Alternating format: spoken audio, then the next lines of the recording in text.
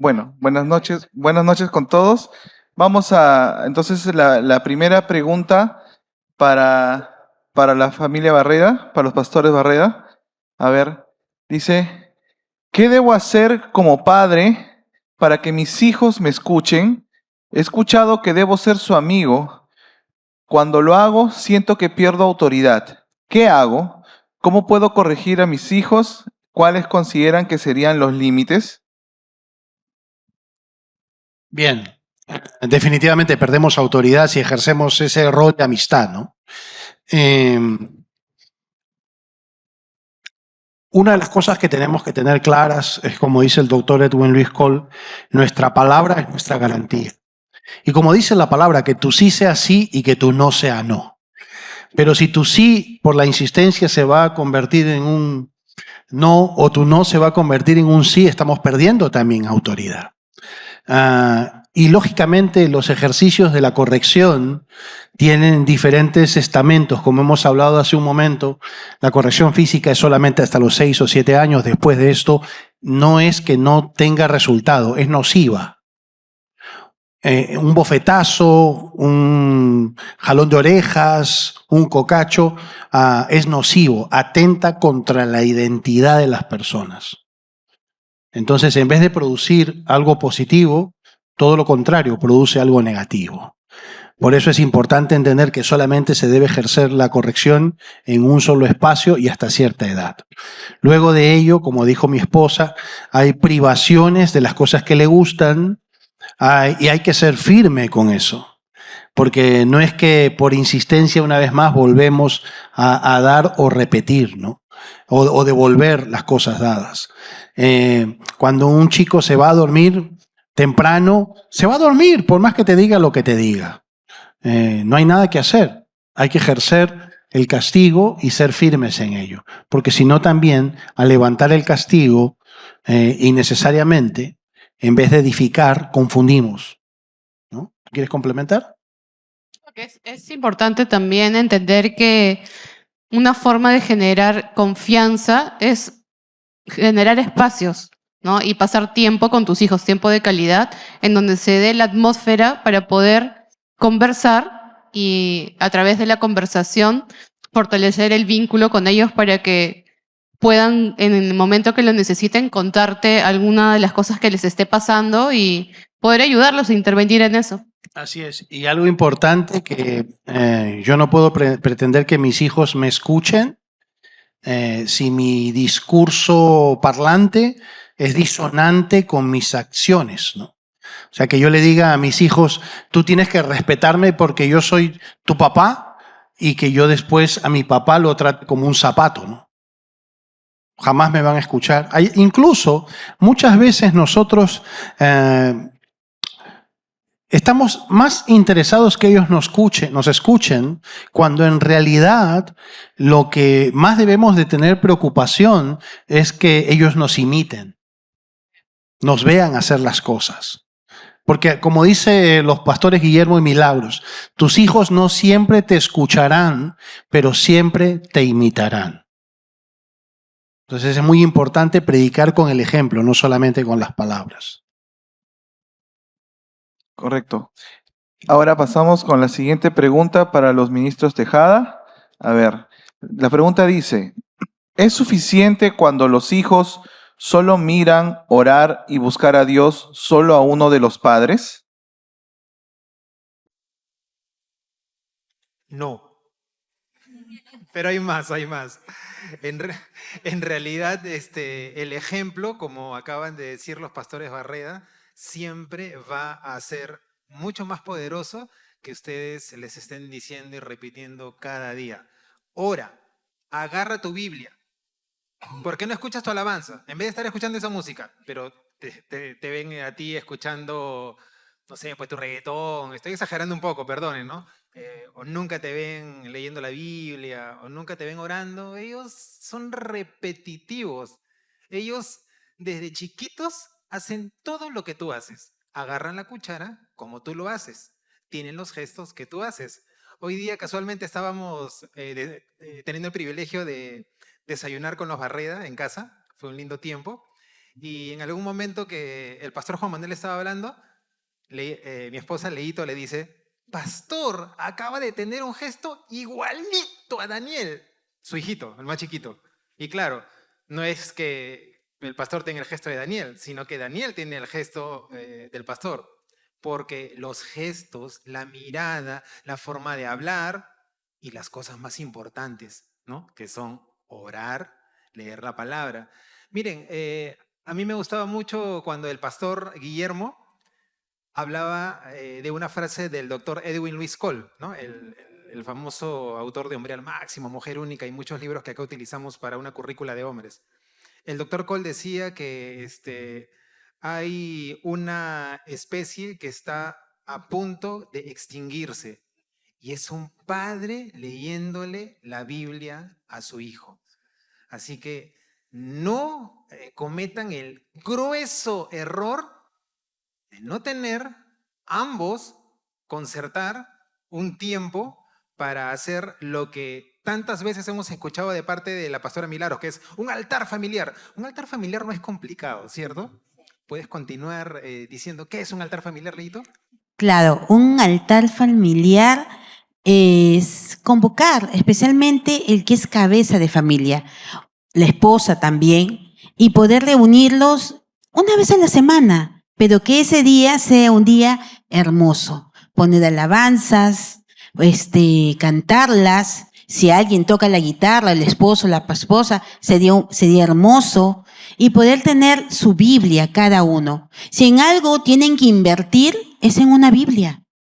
Cómprenle a su hijo una Biblia. Yo me acuerdo que cuando mi Camila era chiquitita, mi esposo le compró una Biblia de dibujitos.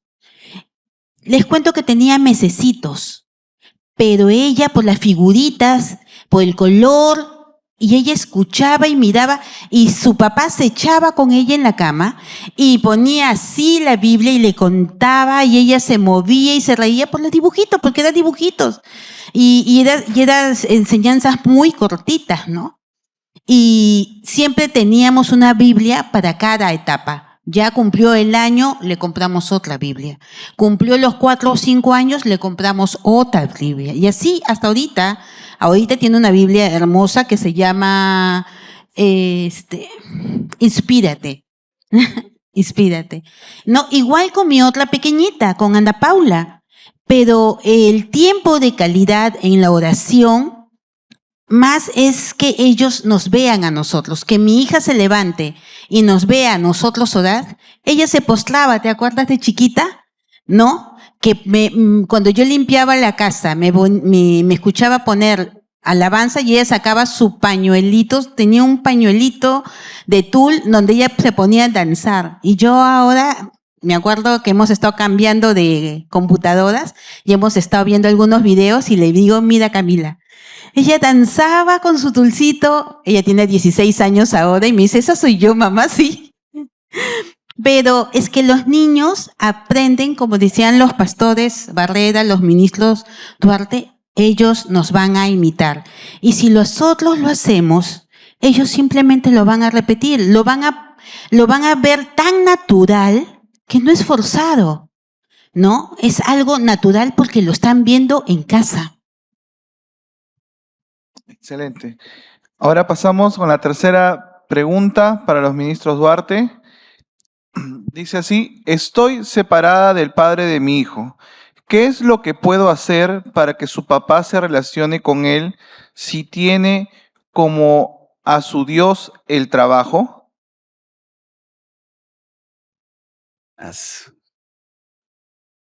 Oye, ¿quién fue, para no volverlo a invitar? No, mentira.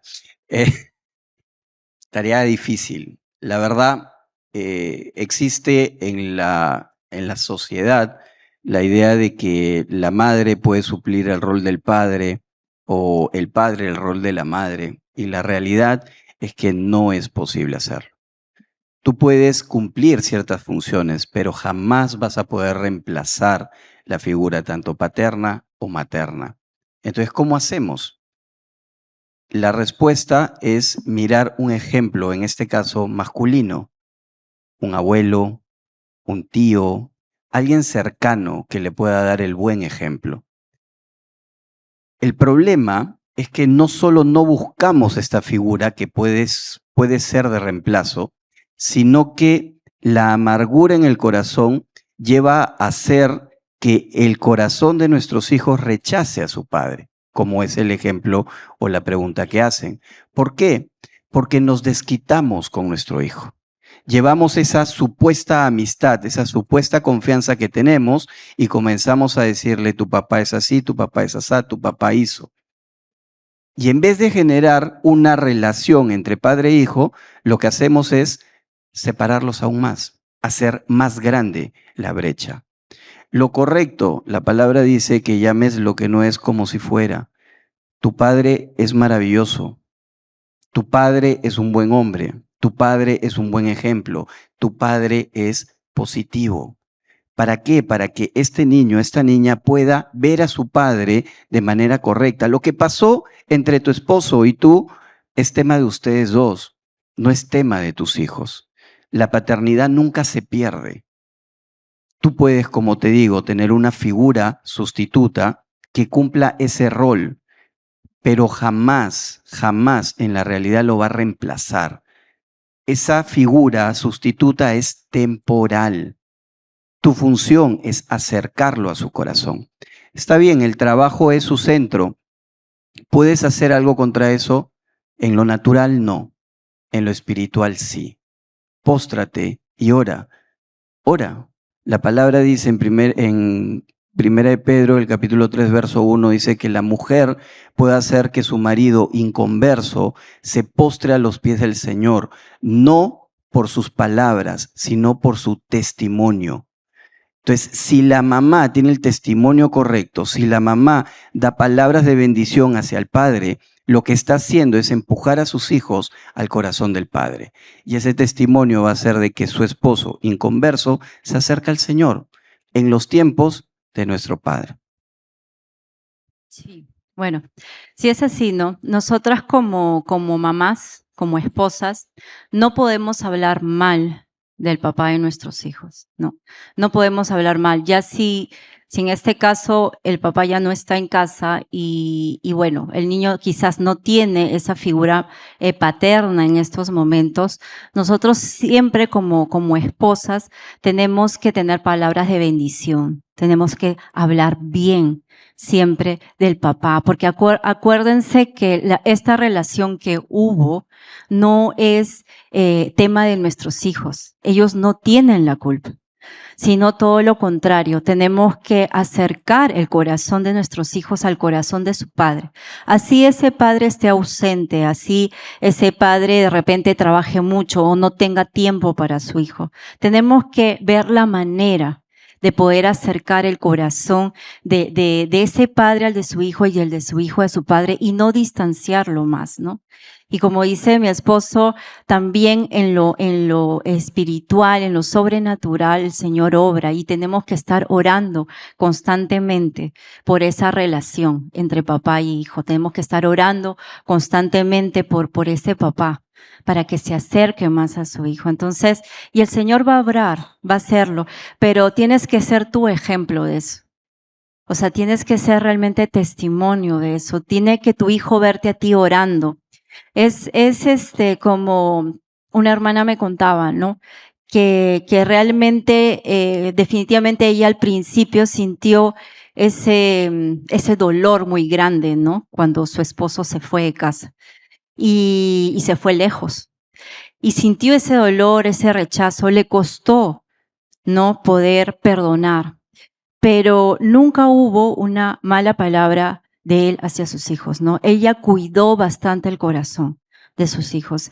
Y a medida que ella pudo perdonar, lo que hacía con sus hijos era todos los días cogerse de las manos y orar por su papá. Así haya hecho lo que hizo. Esa madre le enseñó con ejemplo a sus hijos de que la oración es poderosa, de que hay que perdonar, de que no somos perfectos, de que uno de los dos vamos a poder fallar, los dos fallamos, pero que lo importante es perdonar, extender esa misericordia, esa gracia y poder orar juntos. O sea, imagínense todos los días orando juntos por ese papá, diciendo palabras de bien, de bendición hacia ese papá. Y bueno, y el final es que hoy en día ese hombre regresó a casa. Gloria a Dios. Amén. Bueno, pasamos a la siguiente pregunta para los pastores Barreda. A ver, la pregunta dice, ¿cómo ayudar a mi esposo a que deje de ser autoritario? A él lo criaron muy machista. ¿Cómo ayudarlo a que sea menos drástico con mi hijo?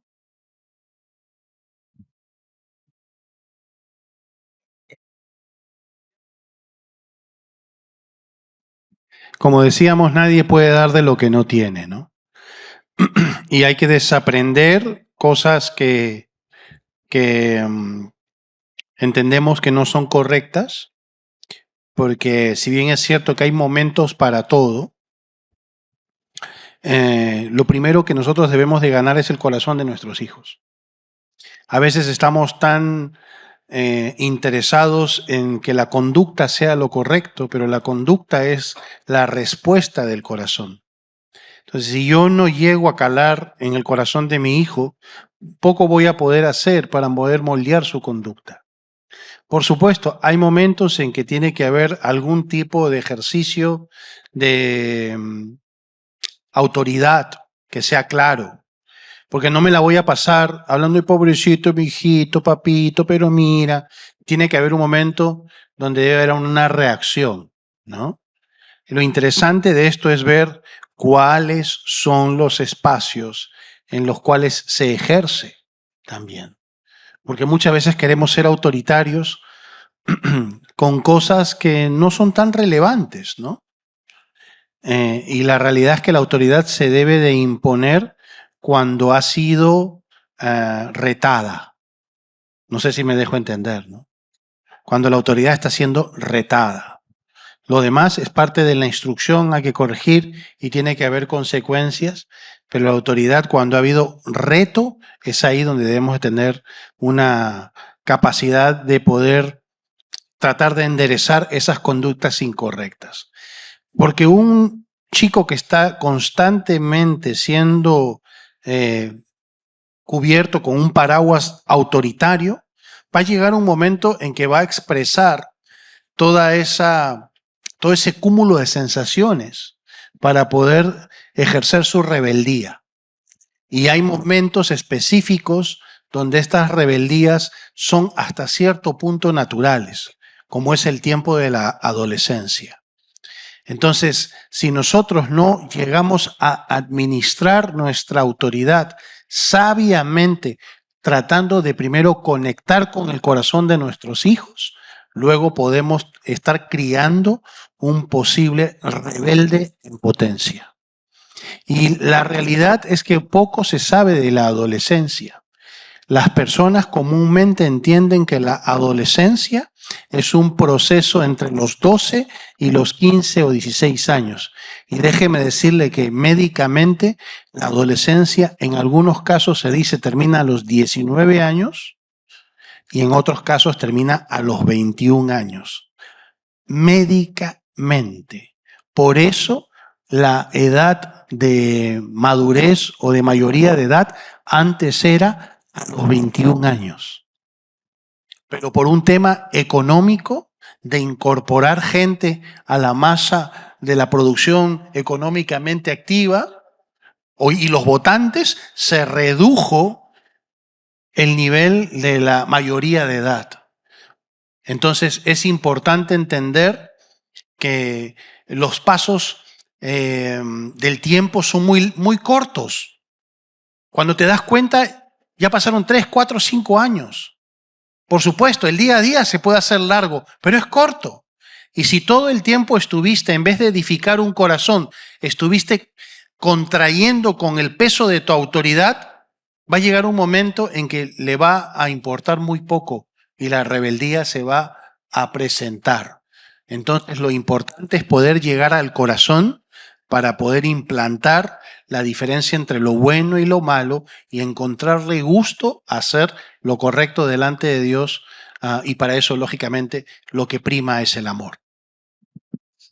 Y para completar un poquito, las personas, normalmente los padres que son drásticos son aquellos que quieren corregir gritando, ¿no? Porque no se atreven a corregir de una manera mucho más, como lo hemos explicado, ¿no? En estas dos charlas que hemos dado, en que realmente hay que invertir tiempo, invertir palabras, invertir tu ejemplo en poder corregir a tus hijos y disciplinarlos y moldearlos, ¿no? Pero cuando una persona quiere no hacer nada de eso, simplemente utiliza los gritos o la disciplina autoritaria en extremo, y la realidad es que hay que trabajar. Perfecto. Vamos con la siguiente pregunta para los ministros Tejada. A ver, la pregunta dice, ¿se puede usar una correa en lugar de la vara para corregir? Qué linda pregunta, de verdad.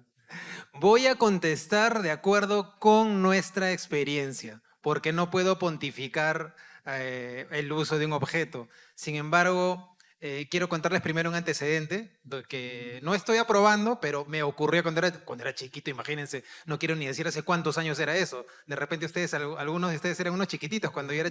No, ni habían nacido cuando yo era chiquito, seguro. Pero les cuento algo, así como entre paréntesis, sino hablando de la correa, Miguelito. Una vez, mi papá era un arequipeño rudo, ¿ah? No tengo nada contra los arequipeños, es mi ascendencia y me encanta. Es la madre patria para mí, pero mi papá era un arequipeño un poco rudo en las palabras. Una sola vez utilizó la correa con uno de sus 3 hijos, ya que no adivinan quién se sacó la lotería. Bueno, no quiero decir qué fue lo que hice, pero la utilizó conmigo, la correa. Mi papá me dio duro.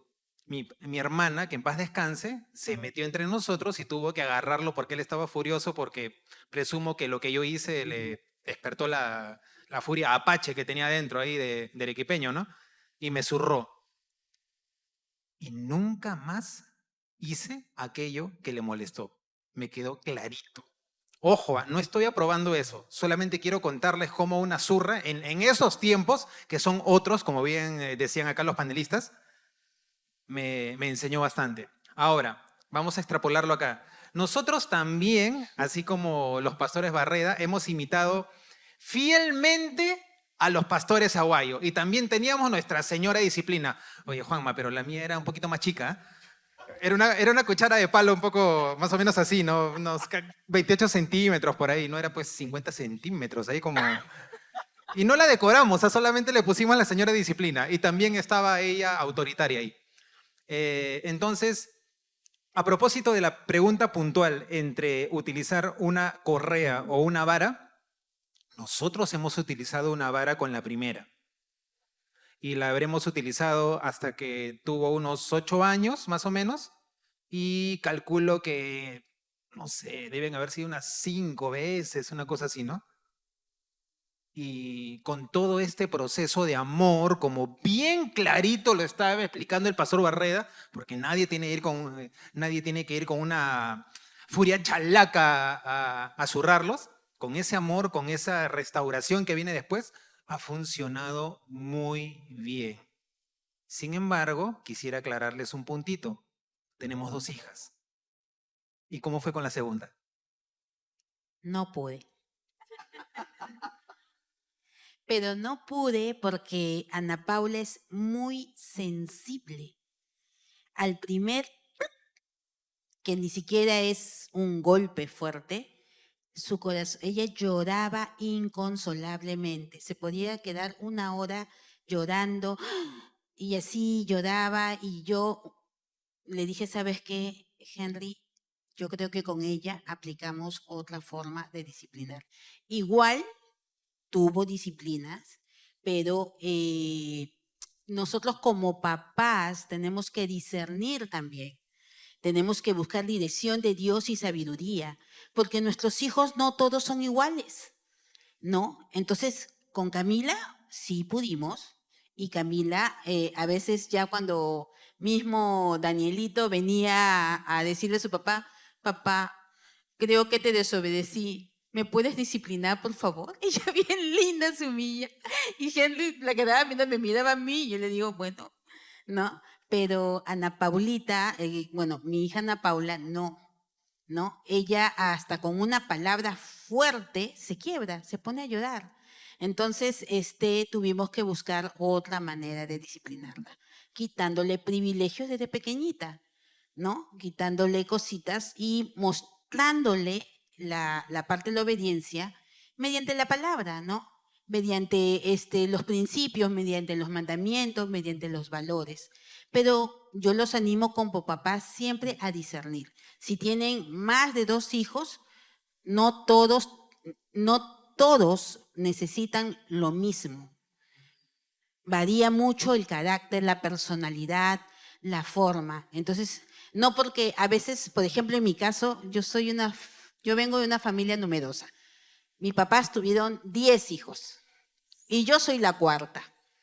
Entonces, mi papá si castigaba al primero, nos castigaba a todos. ¿No? Así tal cual. Si uno no sale, los demás no salen. Por si acaso. ¿No? Así. Entonces yo decía, ¿pero por qué si yo no hice nada, no? Pero mi papá no, para mi papá era, a ti te castigo y todos ustedes también. ¿Los 10? No, solamente los mayores, los chiquitos eran chiquitos, ¿no? Pero era así, ¿no? Entonces, yo no puedo castigar a la mayor como se llevan 5 años de diferencia. Yo no la puedo castigar a Camila, que tiene 16, de la misma manera como tengo que castigar a Ana Paula, que tiene 11 años. Son 2 etapas diferentes. Entonces, yo les animo a que siempre busquen ese discernimiento para disciplinar y no cojan cualquier cosa. Ellos tienen que saber, especialmente las disciplinas hasta tal edad. Para usar la varita, solo es hasta los 5 años. De 6 para arriba es otra forma y ya en la adolescencia ya no hay eso. Es más, ni siquiera nosotras las mujeres ya nos toca ese papel, les toca a los caballeros. ¿Por qué? Porque ellos van a marcar identidad y destino. A nosotras nos toca quedarnos de costado, y así nos guste o no nos guste, ellos son los que tienen que marcar esa etapa. Excelente. Pasamos ya, esta sería la última pregunta de la noche, ya, porque ya estamos con la hora avanzada. La última pregunta para los ministros Duarte. Pasamos a la última pregunta. Ahí está. Listo. La pregunta dice, mis hijos ya son adultos. Nunca les enseñé nada de lo que hemos visto. No he sido el mejor ejemplo para ellos. Ahora que están mayores, ¿hay algo que puedo hacer para cambiarlos?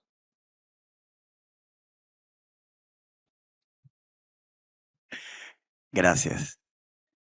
Bueno, la reunión terminó. Por WhatsApp la respuesta, ¿les parece? No.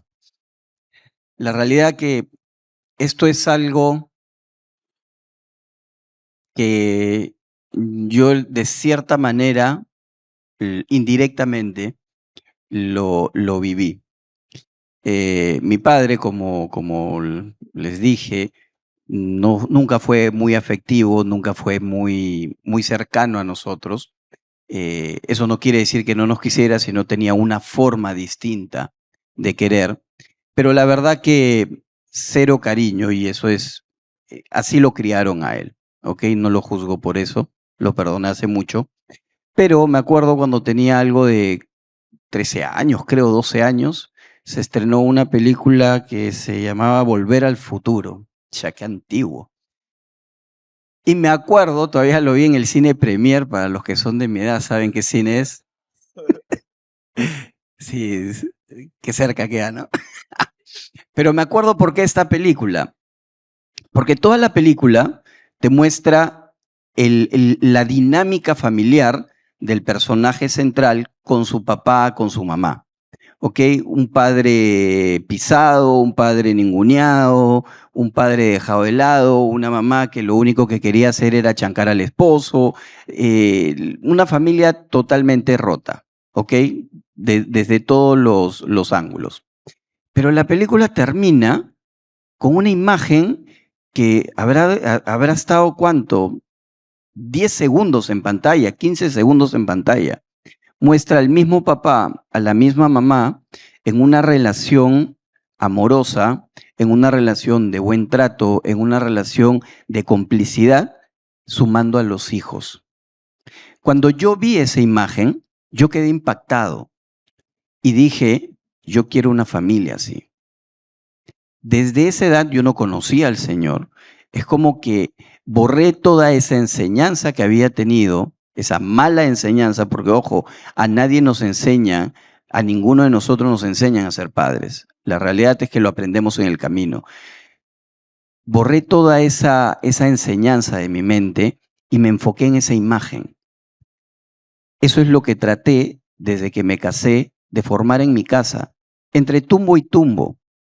Ahora yo tengo 2 hijos adultos, el uno ya mayor de edad, el otro ya está terminando el colegio.